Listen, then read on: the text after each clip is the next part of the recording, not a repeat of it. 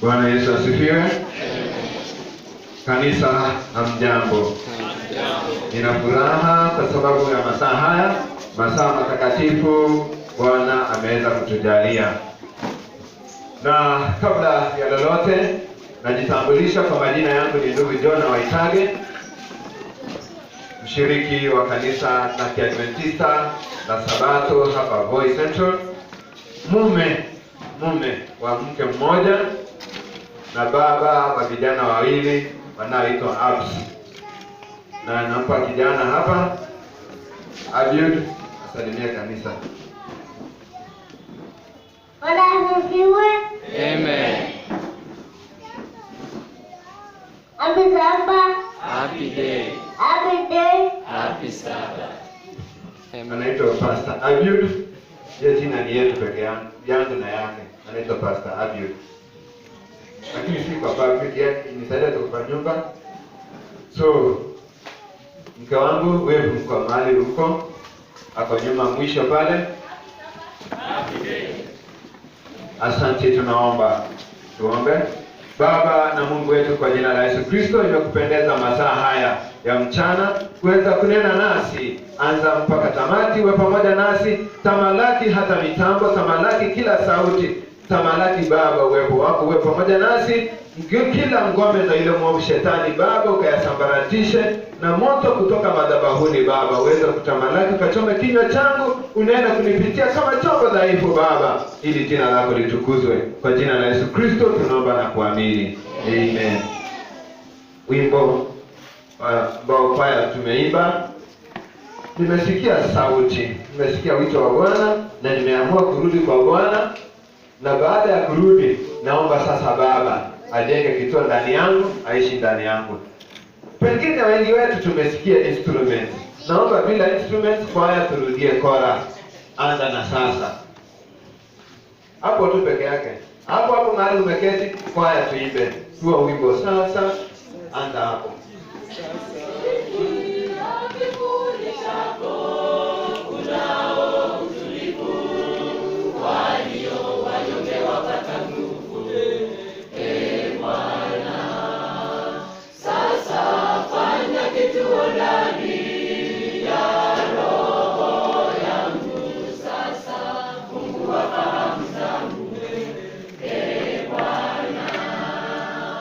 Asante sana kwa kuimba, na asante sana kwa sababu hamtaki kutii. Lakini mnataka kuanzia mahali kumesema, na mimi nimesema anzia sasa fanya kitu. Hakuna inaweza. Ni vile sasa mmezoea. Nataka tuondoe haya mazoea. Chini ya kivuli chake sitaki mwambie watu nimesema sasa nimefanya agano na Mungu, nataka kurudi. Hiyo sasa kuambia watu sasa wafanye kituo mbele za Mungu, nataka sasa mahali ninaanzia. So nikisema siku nyingine tuimbe kitu, tuimbe mahali ninaanzia, maana ninajua inawezekana. Mimi si mwimbaji, lakini ninaweza imba hapo. Sasa fanya kituo.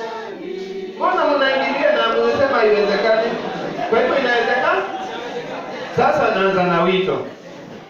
Haya mahubiri tu, kama unafikiria mahubiri yalianza nilipoomba, hata nilipoambia waimbe nilianza mahubiri. Kwa hivyo natoa sasa wito.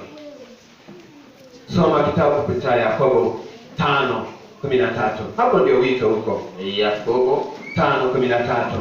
Yakobo 5:13. Inasema nini? Biblia takatifu inanakili, mtu wa kweli amepatikana na mabaya, na afanye nini? na aombe. Alafu ana moyo wa kuchangamka, ndio, na aimbe zaburi.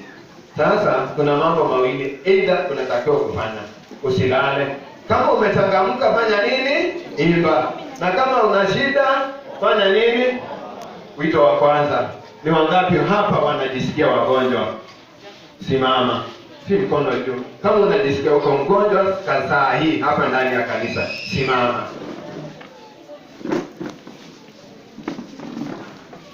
Nimemaliza hiyo wito. Kama ulichelewa ni kwa sababu haukuwa na wili. Tunaomba.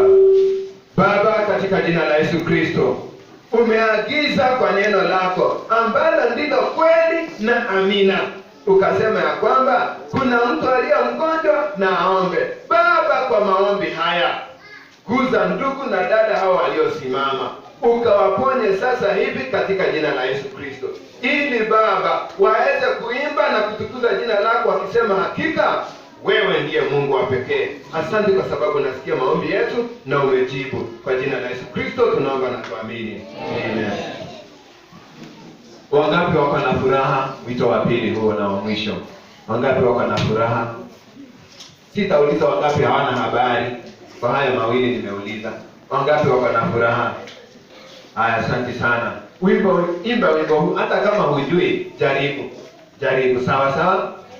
Ni nani anaweza kusema amemaliza mwaka salama kwa nguvu zake yeye mwenyewe? Ni nani anayeweza kusema amemaliza mwaka salama kwa nguvu zake yeye mwenyewe? Yeremia sura ya 8 aya 7. Biblia inasema nini? Yeremia 8:7. Yeremia 8:7. Ndio. 8:7 inasema hivi. Alafu mtumishi wangu, nataka nikitaja aya unasoma, sio kufungua. Aya soma. Yeremia 8:7 inasema. Ndio. Na koikoi angani ajua nyakati zake zilizoamriwa. Ndio. Na huwa na mayumbayu na korongo huangalia wakati wa kuja kwao. Asante sana. Koikoi anajua wakati wake uliofanywa nini? Ulioamriwa. Alafu kuna ndege zingine wametajwa kama vile huwa, mbayumbayu na korongo. Wacha tuwarudishe kidogo kwa ndege.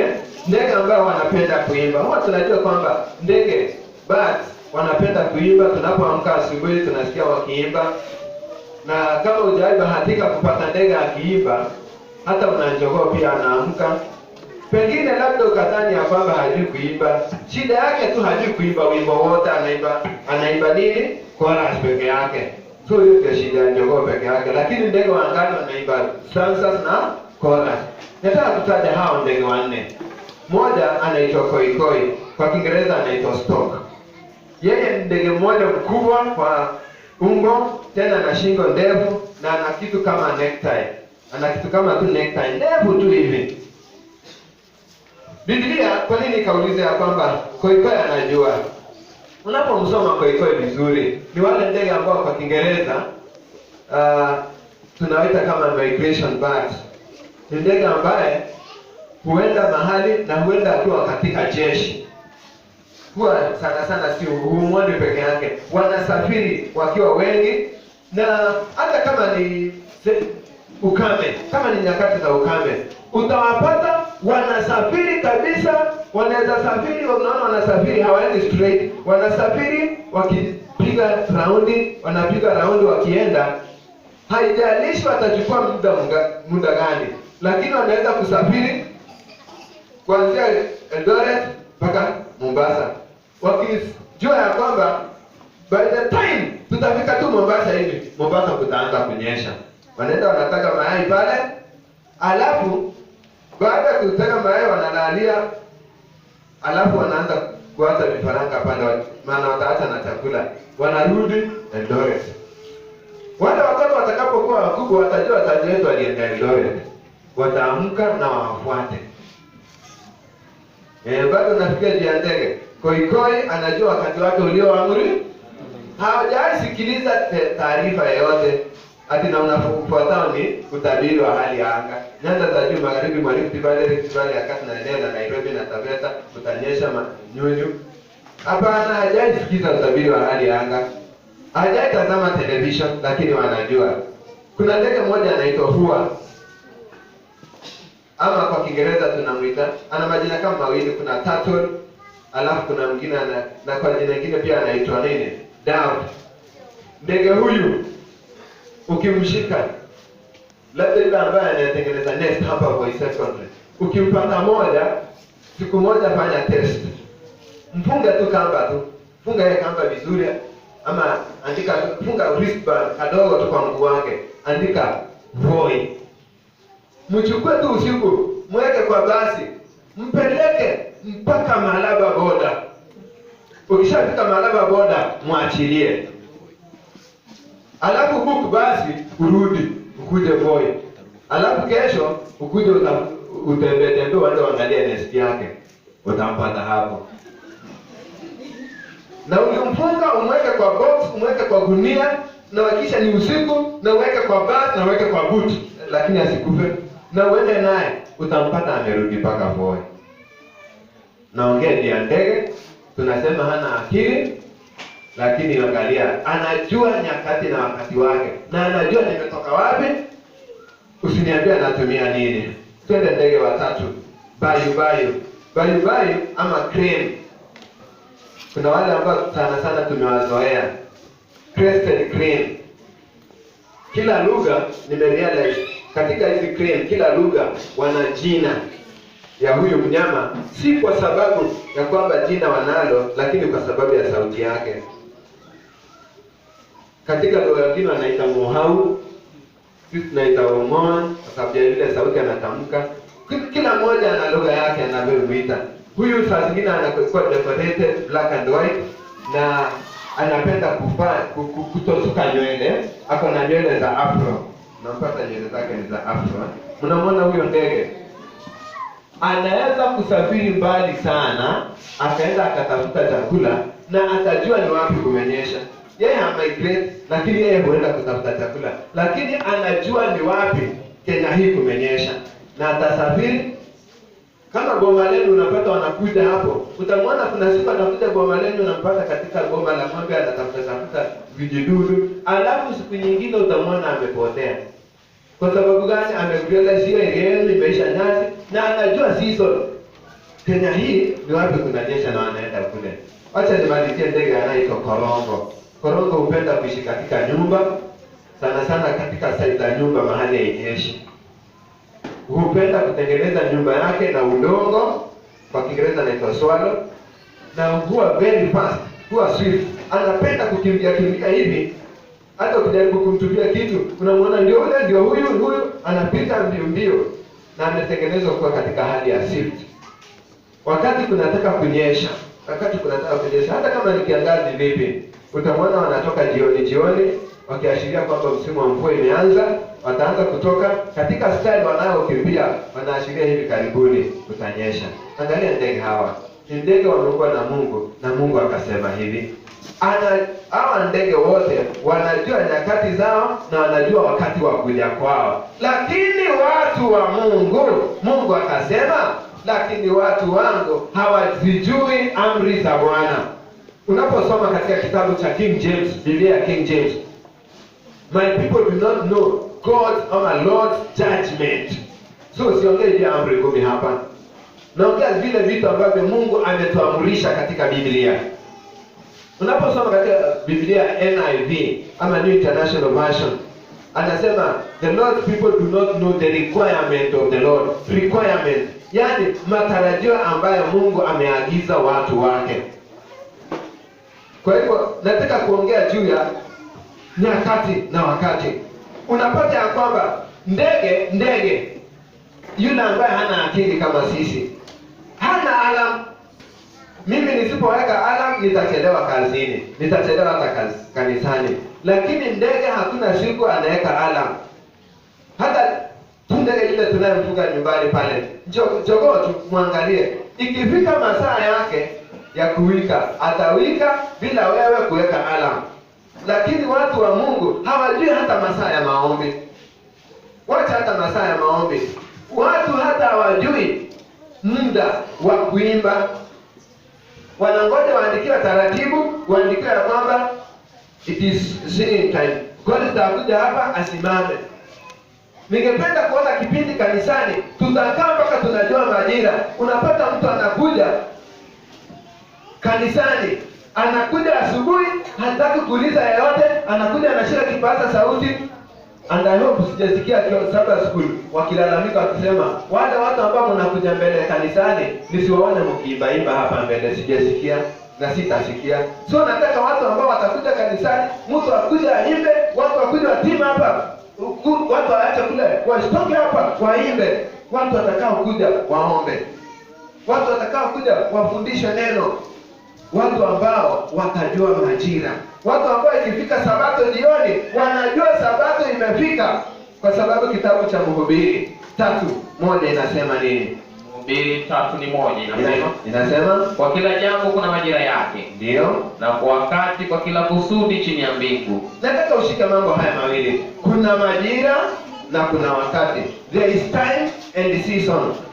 Ninapoongea juu ya hiyo jambo ni kusema hivi, katika masuala yako ya kimwili uko na wakati na majira, time and season. Kuna wakati unasema huu ni wakati wa msimu wa sherehe, mimi ninasafiri ninaenda bara, wengine wanashuka wanaenda pwani, hiyo ni season. Na kuna pia timing, kuna time ya saa 1 mpaka saa 2 tutafanya hivi, saa fulani mpaka saa hizi ni mahubiri. Kuna time ya kila kitu. Katika nyumba yako sasa jiulize hivi, do you apportion time for everything? Do you have a season ya kwamba katika familia yangu tumekaa muda huu wote hatujawahi kuwa na kwaya ya nyumba, hatujawahi kuwa na kwaya, it is now the right season tuanze kwaya nyumbani. Nauliza sasa wale wanakwaya wetu, una muda katika familia yako unasema sasa nataka kuanzisha, ndio niko katika kwaya ya kanisa, it is now the right season, not time, the right season ya mimi kugeuza mawazo yangu na kuanzisha kwaya yangu ya nyumbani. Wakati mwingine kijana wangu huyo anaimba, ninamrekodi, si kwa sababu imefika wakati wa kumrekodi na kumpeleka studio, lakini namrekodi. Alafu wakati mwingine anaketi, ninampatia, anaangalia vile anaimba, hata kama ni maneno. Wakati mwingine anatunga, mama yake ni shahidi, anatunga tu wimbo, anakutanisha maneno, anasema jana nilikuwa nimeumia mguu nikapona. Anatunga wimbo ya kwamba nilikuwa nimeumia nikapona, nikaomba Mungu akanipona, na kushukuru Mungu. Hiyo yote anatunga na mchukua na mrekodi, kesho anaangalia, ijapokuwa hawezi rudia ule wimbo kwa sababu ulikuwa special, ninamwekea kama akiba. It is time for us to start new things in our life. Mwaka unaenda kuisha, nimesikia wiki umetolewa hapa, angalia tu vile umekuwa ukiketi pale kanisani. It is your now time, it's time now uanze kuangalia yenyewe. Mimi kwa muda huu wa mwaka mzima wa 2018 sijafanya kitu kanisani. It is a high time niamke sasa niseme, kama mimi siwezi kunena kama Yona pale, siwezi kunena, mimi siwezi kuongoza kama kina Dedan, siwacha niimbe jameni. Na pengine hata hauna sauti. Hatuhitaji sauti hapa, tunahitaji Roho Mtakatifu. Na watu wa Mtakatifu atakapoingia ndani yako, hiyo ingine muachie. Unapoangalia mwimbaji wa kwanza kuingiza praise katika nyimbo, ama kwanza wacha niseme hivi, mwimbaji wa kwanza kabisa alikuwa ni mwanamke, na akatafuta kwaya members zake ambao walikuwa wanawake. Huyo anaitwa Miriam. Katika kitabu cha Exodus 15 atasoma pale, utaangalia huyu mwimbaji akakusanya wanawake, wakaanza kufanya practice pale karibu River Jordan pale, karibu Red Sea, wakafanya kwaya practice yao pale. Mwimbaji wa kwanza kuweka praises katika nyimbo anaitwa Asaph akachukuliwa na Daudi, akawa ni kiongozi wa kwaya ya kwanza officially started by David. Mcheza vyombo wa kwanza alikuwa anaitwa Daudi. Shida ni kwamba hakuanza kwa kucheza vyombo hivyo kwa Mungu, alianza kucheza vyombo hivyo kuchezea mbuzi na kondoo. Second place alipractice kwaya yake alipokuwa akiimba kucheza vyombo vyake ni wakati Sauli alikuwa na mapepo, kumaanisha ya kwamba hata mapepo husikia nyimbo, na anaposikia nyimbo usiharakisha kusema ya kwamba manyimbo yatatoa pepo. Manyimbo mengine ujihadhari sana unapoimba yasije akamfurahisha shetani. Ndiposa nikasema hivi, lazima ujue muda na wakati. Unapata mtu badala wakati mwingine wa kuimba anaanza kufanya entertainment.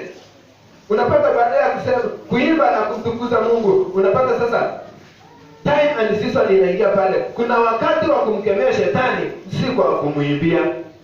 Shetani anakuja na mtu kama, shetani nitakusema kwa baba. Ataenda. Utaimba mpaka kesho ukimwambia nitakusema nafanya nini? Ataenda. Hiyo ni wakati wa kufanya nini? Wa kuomba na kumkemea. Waimbaji, tuweze kuimba. Ndio kuna uimbaji wa tofauti. Kuna uimbaji wa kusifu, kuna uimbaji wa kupeana ujumbe kanisani, kuna uimbaji wa wakati wa kupeana ujumbe kwa wasioamini, na kuna wakati wa kuimba wa kufariji. Na msisahau kuna pia uimbaji wa occasions.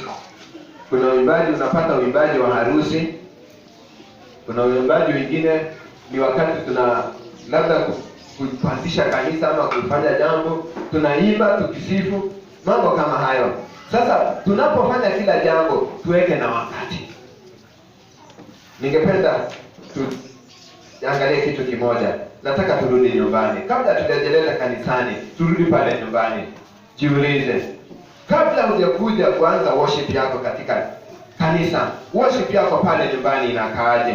Maana katika worship tuna mambo mawili. Nimepata katika makanisa ya pale nje, wanaposema worship ni kuja kuimba zile nyimbo za ni wewe tu Bwana, ni wewe tu. Hiyo sio worship. Tafadhali, hiyo si worship. Hizo ni nyimbo. Na katika nyimbo kuna classification za nyimbo. There is no song called worship song. Song is part of worship like prayer. Tuko pamoja kanisa? Hakuna nyimbo za kuabudu, bali nyimbo ndio ibada. Hakuna maombi ya kuabudu. Unasikia watu wanaimba, wanaanza kwenda slow motion. Damu ya Yesu. Abudu sasa, abudu. Watu wanaanza kuangalia ukuta. Baba kusifu na kwa.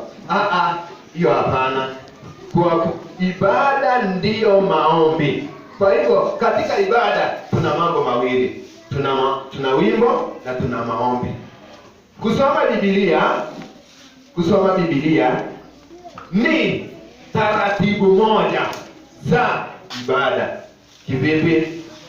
Hautaweza kuabudu bila kujua utaabudu nini na utaabudu kivipi. So ili uweze kujua utaabudu nini na vipi, mpaka usome Biblia. Ndiposa tunarudi, unapotaka kuwa mwimbaji mzuri, lazima kwanza uwe mwalimu wa Biblia. Ndiposa tunapoangalia kila saa wahudumu wanapokuja tunasema tunamwalika mhubiri wako. Na kama mhubiri wa kwanza nikiambiwa mimi ndio nitahubiri, kwanza nitajinyenyekeza kwa Mungu kwa kuomba. Niombe Mungu nimwambie funua maneno yako nitakayosema. Jambo la pili nitakayofanya katika hiyo harakati, nitafanya Bible study, nijue nitakuja kupresent nini. Vivyo hivyo kwaya. Kabla hujasema practice iweke kule kwa kona, lakini first things first. Anza kwanza na dedication ya maombi. Na wale ambao mmejitoa katika kujiunga na kwaya kwa mwaka huu wa 2019, kwanza jipeane kwa Mungu kwa maombi. Kuwa mtu wa kusoma Biblia. Usije kesho badala ya ukuja unaanza kuimba appetite. Nimesikia watu wanasema, mwingine juzi aliimba akasema mbinguni kwa Baba kuna nyama choma, kuna juice baridi. Baada ya kuimba juice baridi na nyama choma, nimeona juzi akisema ati hapa na mapepo. Simuliona hata njia akifukuziwa mapepo na ng'anga. Mwingine naye akakuja akasema atakuongezea ugali sosa. Sio manyimbo mnaziimba hapo. Atukija kwa Yesu atakuongezea ugali sosa. Mwingine naye akaimba akasema ati ni chapati. Sasa nikashindwa. Hii yote tunaimba kwa sababu hatutaki kuzama ndani ya neno ambayo ndio kweli. Na tunaposoma zama katika kweli na kuongozwa na Roho, hapo tutaweza kuwa na uimbaji mzuri. Lakini tukikuja kutengeneza sauti, kulainisha sauti za watu, utapata ya kwamba tutakuwa na watu ambao ni mashuhuri kwa kuimba. Wakiimba, wanaume unaposikia soprano hivi, unasikia unasalimia mbinguni, unasikia ukizaguza mbinguni hivi. Yaani wakiimba mpaka wabaidie, unasikia ni kama unasalimia nini? Mbinguni. Wacha atoke pale. Matusi atakaye hapo kwa jirani. Ukienda pale unauliza, "Wewe kanisa gani?" Ati SDA. Kanisa gani? SDA ile akina Jona. Sawa basi. Mimi sipendi SDA. Kwa sababu gani?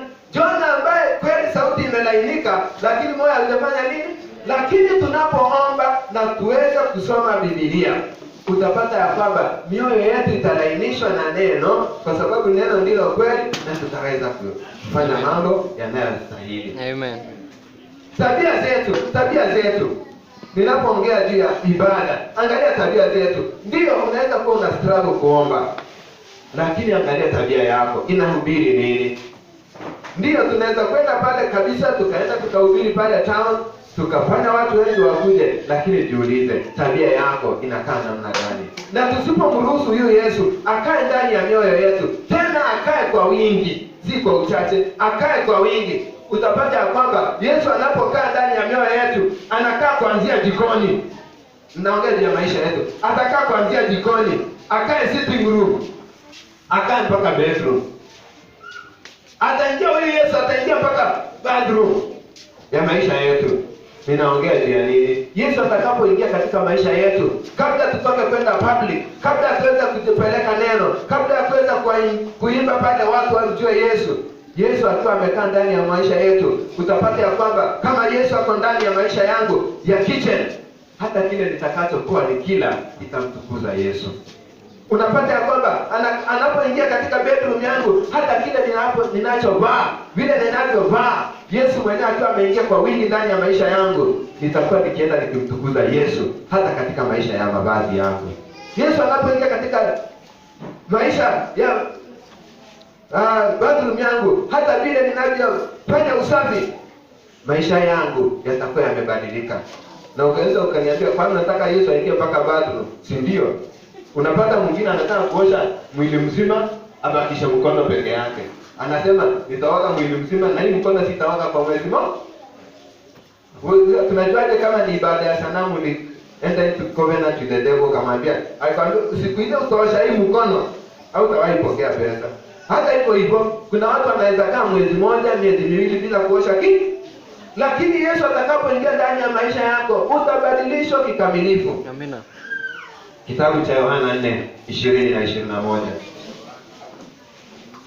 John 4:20-21 inasema nini? Baba zetu waliabudu katika mlima huu. Ndio. Nanyi usema ya kwamba huko Yerusalemu ni mahali patupasapo kuabudia. Ndio. Yesu akamwambia, Mama, unisadiki, saa inakuja ambayo hutamwabudu Baba katika mlima huu, wala kule Yerusalemu. Kuna mama moja Msamaria alikuja kwa Yesu with a completely confused way of worship. Unajua wakati mwingine kuna dada moja katika nilipokuwa katika shule ya upili, alikuwa anafanya tabia mbaya, tabia ya kwenda na vijana wa shule, maana shule yetu ilikuwa mixed. Nilipo confront yeye akasema, maisha yangu katikati ya wiki usinisumbue. Bora sijafanya mambo hiyo siku ya Sabato. Worship is not confined to a place. Mama huyu alipokuja akaambiwa worship haihusiani popote na jengo la kanisa. Worship haihusiani popote na Sabato. Worship ni maisha yako ya kila siku. Na akamwambia saa inakuja ambapo hamtamwabudu Yesu mlimani wala katika ndani ya Kanisa. Yerusalemu. So unapata mtu anapotoka nje ya boy, ameenda pale Mwatata, ameenda undani pale hajulikani, kwa sababu pale hapana washiriki. Maisha unayoishi unashangaa, watu wanashangaa. Mpaka siku moja wapate mtu akikwambia Bwana Yesu asifiwe, useme amina, wanakuuliza hata unajua Yesu kweli? Unashangaa. Je, maisha yako unayoishi yanaweza kuonyesha kwamba wewe ni 7th day worshiper ama ni 7 days worshiper? Yaani ninasema watu watatambua ya kwamba wewe ni mwenye kuabudu Mungu kwa siku 7 ama mwenye kuabudu Mungu siku ya 7 peke yake. Jiulize tu katika maisha yako unaelekea wapi? Nirudi tena katika worship ambayo ninagusia vitu viwili, maombi na nyimbo. Na ninarudia hii tu kesho usije ukadanganyika. Hakuna prayers of worship or songs of worship. Songs and prayer are worship. Sasa nirudi hapo. Jiulize katika maisha yako, umemwabudu Mungu kweli katika maombi? Ama wewe ni wale ambao wanaomba kwa sababu imesemekana tuombe. Ukasikia leo Jona amepagawa hapa na mapepo.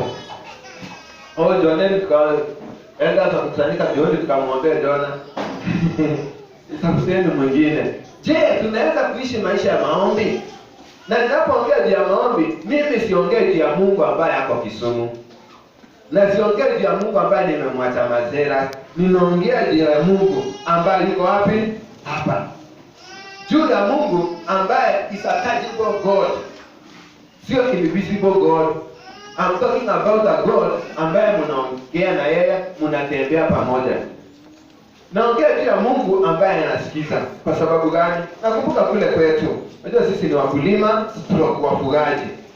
Na kwa sababu sisi ni wakulima, stroke wafugaji, lazima uwe na ng'ombe kadhaa na uwe na shamba kiasi cha haja. Sasa siku moja Sabato hiyo tu ndipo asubuhi, jamaa ameshika Biblia yake vizuri, anataka kwenda kanisani, akafungia ng'ombe wake pale vizuri. Anapotoka kidogo kwenda hivi kuangalia shamba, ng'ombe za jirani wake wamevamia usiku, wamekula kila kitu. Na unajua kwetu tegemeo ni mahindi. Hata kama tunakuza vitu vingine vyote, jamii inayotoka kabla hujashika sima na uikoseshe sura. Unajua unashika sima kisha unaikosesha sura kwanza. Unajua hapa town unakata sima inakata slice ya mkate, lakini kwetu mpaka ushike sima, uikoseshe sura kwanza, uitengeneze shape ya kuingia kwa mdomo.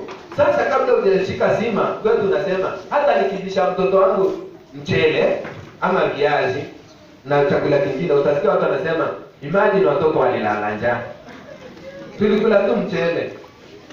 Sasa imagine ng'ombe amevamia mahindi, na unajua msimu wa mahindi au utaweka kupanda kesho alafu ipata na zingine. Jamaa akasema sasa leo ni leo. Huyu jamaa amezoea kuachilia ng'ombe zake. Akaachilia Biblia, akarudisha kekelea hapo kwa post hapo nje, akasema Yesu ningojee kwa mimi siongee ya huyu Yesu akuwekwa kando.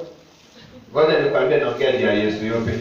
Akasema Yesu ningojee kwanza nimalizane na nani? Na huyu jamaa, alafu tuende kanisani. Akaitana. Alafu unajua kuna ile kuitwa. Ukisikia mtu anasema Jona, utasikia hiyo ni friendly. Lakini kuna wengine unasikia Jona hebu toka nje. Unajua hapa hiyo ushungulii kwa mlango. Hiyo unaenda unachungulia kwa dirisha. Na unahakikisha hajakuona bila unachungulia. Jamaa akachungulia, akatoka kwa mlango akielekea upande ule mwingine. Na unajua mwenye anaitana haitanaje akiwa amesimama. Jona hebu kuja. Jona hebu toka hapa nje. Jamaa alipochungulia na akaona kweli jamaa ndio anamngoja, anatetemeka, na jamaa akaona ng'ombe ziko kwa shamba ya ule. The only thing alisema mguu nipo. Na kwetu kuna msemo mmoja inasema hivi, mguu sitaisema kwa Kiswahili maana hata hamtaelewa. Wacha ni translate kwa Kiswahili. Inasema mguu nimekula nini ambacho sikukulisha. Ukisikia mtu amesema hiyo msemo kwa kikwetu, nikwambia mguu ile chakula yote nimekupatia, fanya struggle unitoe hapa kwa wepesi wa umeme. Jamaa, unajua kuna wakati mwingine unapofukuzwa hata ukiulizwa wewe uliruka hii pesa, hata unasema hata sijui sikuona nikiruka. Mimi nilisikia nikiwa pande ile nyingine. Jamaa aliruka fence, bila aliruka unajua kwetu kuna Mauritius stones. Hiyo Mauritius stones yani live fence. Aliruka akapita akajipata pande ile nyingine. Jamaa kumwona ndio anaepa, akaona utanitangulia. Hata mimi niko na mguu na niko na mbili. Jamaa akachomoka mbio, fence baada ya fence, akakanyaga njia pale. Si njia kubwa kama akachomoka mbio. Na jamaa alimwacha ule Mungu wake pale, ule Yesu amwache kwanza amalizane na jamaa aende kanisani. Bado anakimbia. Akafukuza ule jamaa, maana hata mwacha mpaka amfundishe adabu kiasi. Ndio. Na unajua jamii inayotoka ku give up ama to relent ni kumaanisha wewe ni mwoga ama unaweza itwa kingine mwanamke. So kusudi usito mwanamke jamaa hata struggle mpaka ampate, angalau amweke kiasi ya adabu, akamfukuza. Kwa bahati nzuri, kwa bahati mbaya, jamaa akafika end of the road. Unajua end of the road? Unajua wakati mwingine, wakati kuna nchi imeteremka hivi alafu barabara ichimbwe, lami lami ikiwekwa hivi, sipande ingine ni ukuta wa mchanga, si ndio? Si mnaona pale jamaa akakuja akavuka lami akapata ni ukuta na ni mchanga imechimbwa mpaka hapa juu, akashindwa kuruka. Huyu jamaa mwingine si alikuwa amekaribia. Sasa huyu jamaa akasema Yesu yule ambaye ameachwa nioko, ule Yesu ameacha, tafadhali niokoe. Sasa Yesu yule aliacha hakumuokoa, ikabidi Yesu sasa aliye karibu ambaye naongea juu yake sasa, ule Yesu ambaye anakaribia hapa amuokoe. Huyu jamaa naye sasa akaona this is the right opportunity nimemfundisha. Sasa anakuja kuvuka hivi, akafiekwa na gari. Mnadhani alienda Sabato kanisani tena? Na maanisha nini? Siongee juu ya huyo Mungu ambaye anatolewa, anayeko kando. Siongee juu ya Mungu ako mbali. Naongea juu ya Mungu aliye karibu. Mungu ambaye anasikia. Ndio nikasema tumuite huyo Mungu kwanza atibu watu, ndio tusikie neno. Hiyo ndio tulianzia. So naongea juu ya Mungu aliye karibu. Ninauliza, ni wangapi katika maisha yao wanamkaribisha huyu Mungu kila wakati? Unamfanya kuwa rafiki. Kuwa rafiki. Wakati mwingine kwaya, sijui kama wengine mnakumbuka wakati wa Pastor Munene. Kwaya, kuna wakati kipindi kingine tulienda kazi kule. Kuna mzee mmoja aliomba. Nadhani wale walikuwa pale mlisikia mtu alikuwa anaomba. Haombi Mungu ambaye ako mbali. Anaomba anasema Mungu, hebu angalia. Angalia pastor na kwaya nzima ya boy. Angalia wamekuja. Hata wamekuja na watoto wadogo Mungu hii. Hii si nzuri sana Mungu. Naomba. Si mnakumbuka kwaya wenye walikuwa pale? Anaomba akiambia Mungu aone. Hebu angalia Mungu. Kuna mzee mmoja, sehemu tu fulani kule kwetu. Alikuwa anachunga. Alipokuwa akichunga kukanyesha mvua kubwa. Kanyesha tu mvua kubwa. Kuliponyesha mvua kubwa akaangalia pasta anakuja. Akamsimamisha akamwambia pasta, "Naona ni pasta na umebeba Biblia umenyeshea." Akamwambia ndio. Akamwambia sasa, simama nikuombee. Sasa akamwambia, Mungu unajua mimi ni mchungaji. Ninachunga ng'ombe na nikinyeshewa niko na haki. Ipo angalia. Tena akamshika akamwambia, Mungu ipo angalia jameni hivyo. Ingo ni kwenda kuhubiri Mungu na imenyeshewa hivi. Mvua hapana. Mungu hapana. Namaanisha mvua kwanza, huyu na ukaushe huyu. By the time asema amina, mvua ilikuwa imeisha na anaposema amina kufungua macho, jua ikatoka. By the time mhubiri afike, amekao Mungu naye ongea juu yake. Wewe, Mungu naye worship through prayer. How is that God? Pengine kama ni ule wakati wa Karmel, mlima wa Karmeli, wakati Elia akasema iteni kwa nguvu. Pengine wako ni ule wa kuita, unapiga sauti, unalialia usiku na mchana. Tunataka Mungu ambaye anasikia. Jambo la pili, worship in songs. Hapa nataka kutadharisha choir member, choir leader, sorry. Next time msiseme ati ni wangapi ambao ni waimbaji. By the way, hakuna siku nitauliza wangapi ni waombezi. Na kama unadhani ya kwamba kuna muombezi, umekuwa ukijificha kwenda kwake, na kutahadharisha leo, huyo ni mwabudu shetani. Lakini wewe ni muabudu Mungu. Ule ni muombezi, wewe ni muabudu Mungu. Na kama unaabudu Mungu, unaabudu kwa maombi na Mungu atakusikia. So, pia waimbaji, siulizi waimbaji wangapi wako kanisa, kwa sababu ninajua kwamba kila muimbaji, kila muabudu Mungu anamwabudu kwa nini?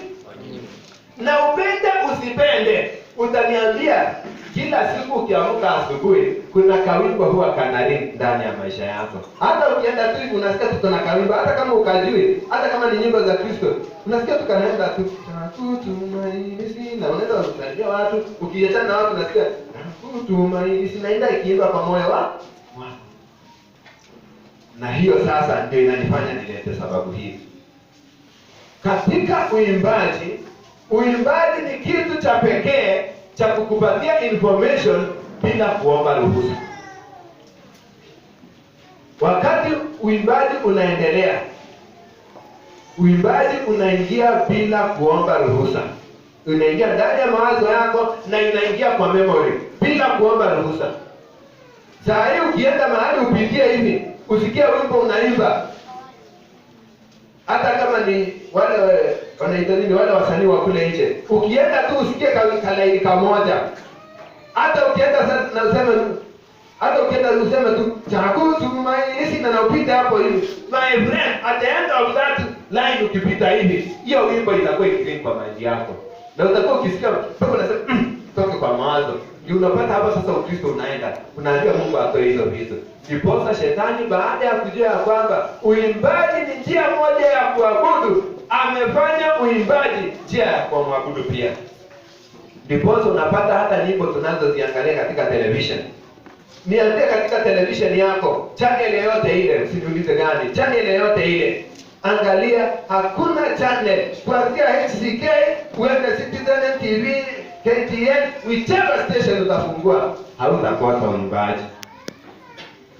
Na ninapoongea uimbaji, either Mungu atumie hawa kumsifu, ama atumie hawa shetani atumie kumsifu. Ni struggle, ulimwengu ni struggle. Ujiulize katika maisha yako, ni nani anayetukuza? Ni nani anayesifiwa zaidi katika nyumba yako?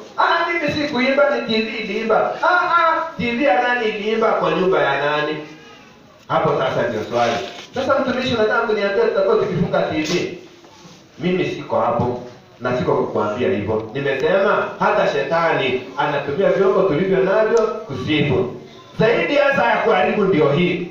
Unapata katika simu zetu, katika mitambo yetu tunayotembea pamoja nayo ya kututumbuiza katika nyimbo. Utapata niko na nyimbo za Voice Central, yani za KCTA, alafu ndani yake niko na blues, niko na reggae kidogo, niko na ni reggae, raga nini na raga, ndio yote.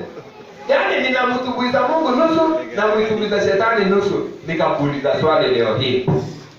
Ukichukua sumu nusu glasi na maziwa nusu glasi uchanganye, utakuwa na nini kwa glasi? Umejijibu. So, jiulize nyimbo unazozitazama katika runinga yako, nyimbo unazozitazama katika simu yako, nyimbo unazozisikiza, umeweka earphone yako pale, mama uko nyumbani pale, uko biashara yako pale, nyimbo zile unazozisikiza, jiulize katika memory card yako uko na nyimbo za ibilisi. Na ukiongeza hata nyimbo moja tu atiko na mawaida, nyimbo ngapi?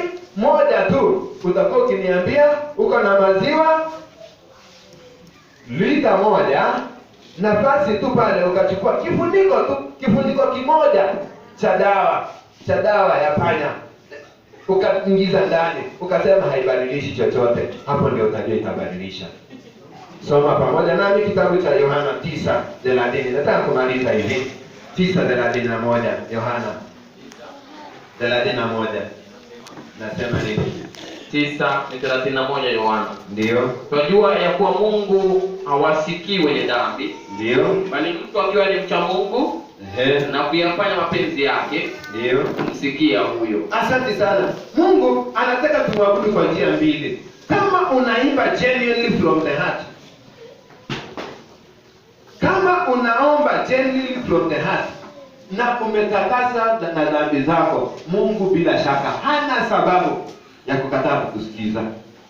Wakati una struggle na maisha, una struggle na situations ambazo ni ngumu. Nimepata waimbaji hapo wamesema walipokuwa kijintroduce wakawa nasema maisha ni magumu. Wacha nitangaze hivi. Katika maisha haya magumu, ukiwa mcha Mungu na uweze kutubu dhambi zako hata kabla hujaomba, Yeremia anasema mtakapokuwa katika kuomba nitasikia. Hata kabla hamjaomba nitafanya nini? Nitajibu. Jiangalia tu. Unapoambia Mungu nitakusifu, nitakuimbia, nitakuhimidi, ewe Bwana wa majeshi, ewe Mungu sikia kilio changu. Because hata sasa hivi unapoangalia katika nyimbo nyingi tunazoziimba zinakaa ni maombi, ni sifa kwa Mungu. Ujiulize, ninaposifu Mungu hivyo, kuna kitu Mungu anafanya katika maisha yako? Ujiulize, kama ninaweza kuimba na Mungu asifanye jambo, basi kuna kitu kadosari katika maisha yangu. Kama bado ninaweza kuomba Mungu na asijibu, basi kuna kitu ambacho sijarekebisha katika maisha yangu. It is time and now that we have to reverse everything and go back to God. Ugeuza mawazo yako nyuma, umwambie Mungu, kwa muda mrefu nimekuwa nikijisifu, leo nataka kukusifu. Malizia na Wakolosai 3:16. Tumalizie aya hiyo. Wakolosai 3:16. Inasema nini? Neno la Kristo na likae kwa wingi ndani yenu katika hekima yote, Ndio. mkifundishana na kuonyana kwa zaburi Ndio. na nyimbo na tenzi za rohoni, Ehe. huku mkimwimbia Mungu kwa neema mioyoni mwenu. Asante sana. Amina. Neno la Kristo likae kwa wingi mioyoni mwenu. Huku mkifanya nini? Neno la Kristo Likae. kwa wingi ndani yenu katika hekima yote, Alafu mkifundishana kwa nini? na kuonyana kwa zaburi Alafu na nyimbo na nini? na tenzi za rohoni, Ehe. huku mkimwimbia Mungu kwa neema mioyoni mwenu. Asante sana. Amina. Wakati mwingi nikimalizia, tumekuwa watoto omba. Unajua, unapata mama, umepika chapati yako, umeanza kukanda tu hivi ya kwanza, haujaekelea kikaangio. Mama chapati, asi ngoja mwanangu nichome, anaketi kidogo. Ukianza kuweka tu mafuta, mama chapati. Umepika, ameenda kula, amerudi. Yaani mpaka unaona mtoto omba. Hata kuna wamama saa hizi, asifundishe family life, nafundisha jamii. Unapata wamama wengi sana, yaani katika nyumba ni omba. Ujaniletea, nilete, nipatie, unipendi, nifanyie hivi na hivi. Yaani mpaka mwanaume unapata watu wengine ni Wakristo, sasa haendi kulewa. Unapata lazima niende nitembee kwa ndugu huyu, angalau nikirudi masaa yamepita, amechoka, omba ule kwangu amechoka, ndio nikirudi anipate amelala.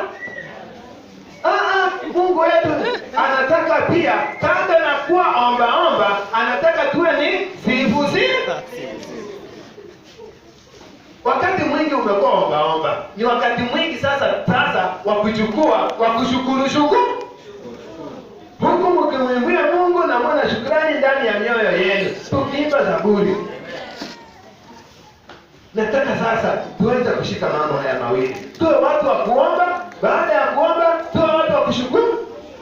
Na unaposhukuru, kama unashukuru kwa wimbo, ushukuru kwa maombi, Mungu anahitaji zote. Kuna jambo moja ambalo umekuwa ukistruggle nayo tu. Pengine tu kwa sababu ya dosari ndogo, leo umeona uitoe na ushaitoa hiyo. Hatuongei pia hiyo. Na kuna mambo umekuwa ukiombea, nataka Mungu asikie leo. Lakini kabla ya kusikia, nataka tushukuru kwa ajili ya jambo hilo. Na nataka kwaya kwanza, mnipatie tu nafasi. Niwapatie nafasi. Tuambie Mungu, kuna jambo moja Mungu. Kwaya, karibuni. Kuna jambo moja. Alafu wale ambao pia uko na jambo moja ambao unataka kumwambia Mungu shukrani kwayo kwa mwaka huu mzima, umwambie shukrani hiyo, na hiyo jambo moja ambao umekuwa ukingoja Mungu atende, atatenda leo. Atatenda leo. Kuna jambo moja nataka kusikia kutoka kwa Mungu. Jambo hilo ni gani? Wanakwaya, alafu baada ya hiyo tutaomba.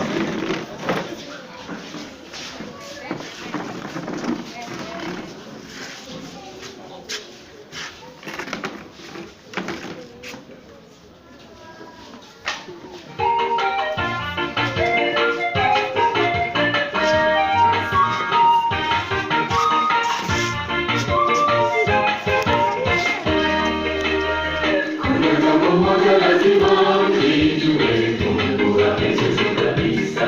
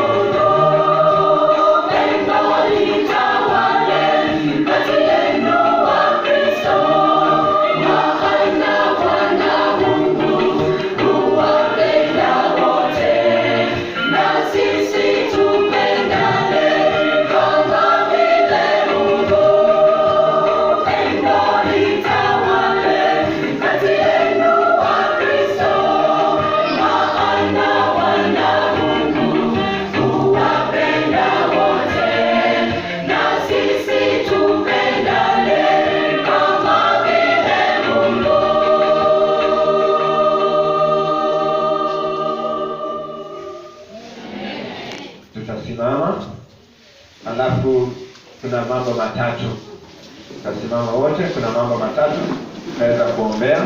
Jambo la kwanza,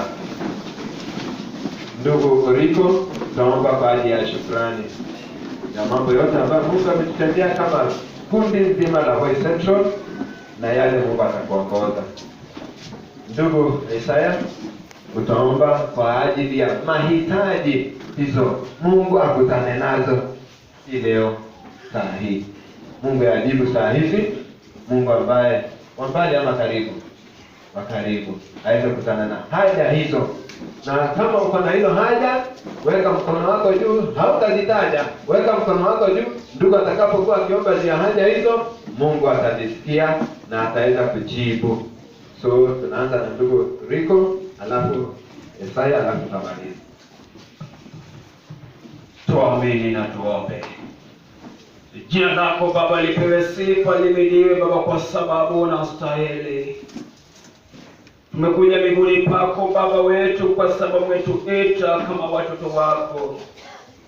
Baba, tunakuja kushukuru Jehova Jireh kwa haya yote umetutendea tangu tuanze Januari hadi leo.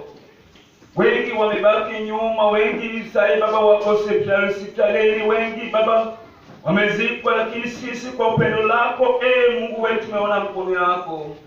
Asante Baba kwa sababu licha kwamba tumetenga mbali na wewe, licha kwamba Baba wetu tumekuacha, lakini wewe bado haujatuacha. Ndio maana tunakushukuru Yesu kwa sababu wewe ndio kimbilio letu. Tunakushukuru kwa sababu licha kwamba Baba tumetenga mbali, Yesu Baba bado unatuita kama watoto wako. Asante kwa sababu imefika wakati Jehova tunakuhitaji katika maisha yetu. Tembea nasi wakati tunaanza mwaka mpya.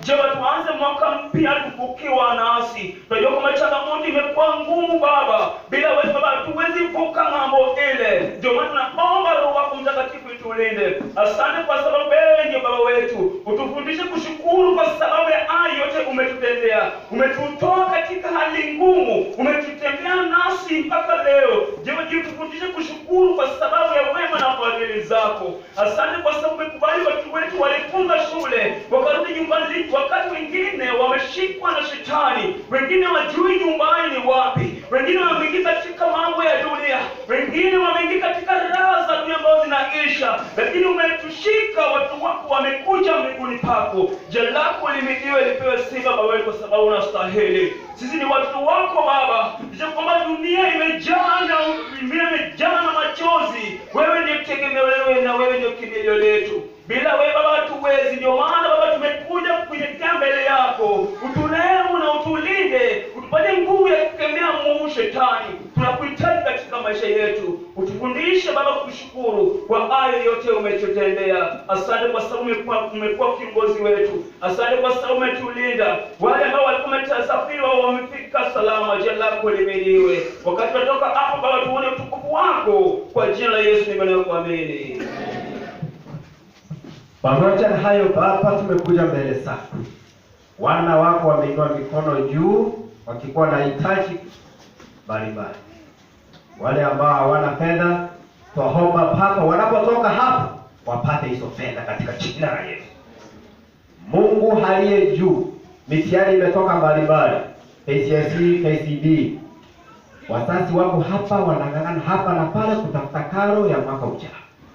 Baba, hitaji hilo naomba katika jina la Yesu, wafungulie wapate katika jina la Yesu. Baba, hili kanisa limeweka mikononi mwako.